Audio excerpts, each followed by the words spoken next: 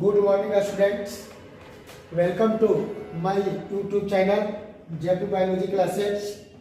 आज हम लोग 12th का सिलेबस पढ़ने जा रहे हैं कि आपको 12th में क्या क्या चीज़ पढ़ना है और क्या चीज़ नहीं पढ़ना है, ये सारी जानकारी इस सिलेबस के अंदर में मिलेगा। सबसे पहले सिलेबस में चलते हैं क्लास 12th में यूनिट फर्स्ट जिसका नाम रिप्रोडक्शन।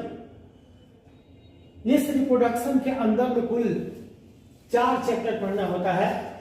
जैसे चैप्टर फर्स्ट जीवों में जनन और रिप्रोडक्शन इन ऑर्गेनेज। सेकंड चैप्टर में हम चलते हैं चैप्टर सेकंड पुष्पी पादपों में लैंगिक जनन और sexual reproduction in flowering plants. Chapter third में मानव जनन ह्यूमन रिप्रोडक्शन। चैप्टर फोर्थ जनन स्वास्थ्य रिप्रोडक्टिव हेल्थ।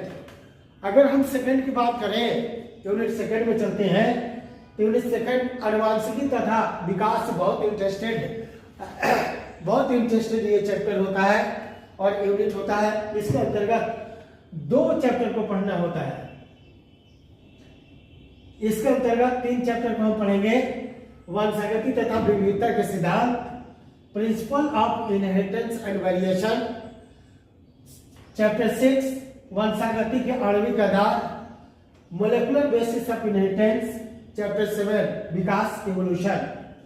अगर हम इकाई थर्ड में चले तो इकाई थर्ड में हमको कुल 3 चैप्टर पढ़ना होता है और इकाई थर्ड का नाम है जीव विज्ञान और मानव कल्याण, बायोलॉजी एंड ह्यूमन वेलफेयर।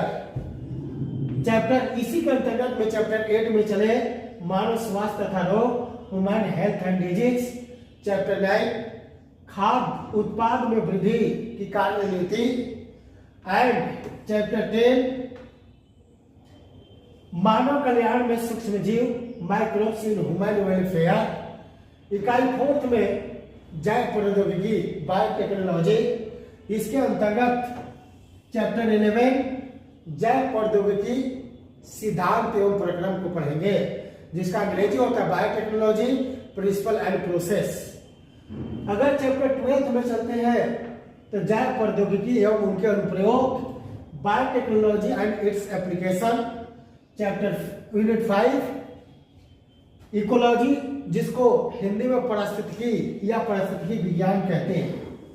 इसके अंतर्गत 4 चैप्टर को हमको पढ़ना होता है।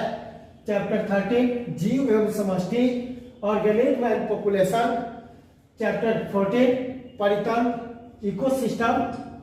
चैप्टर 15 जीव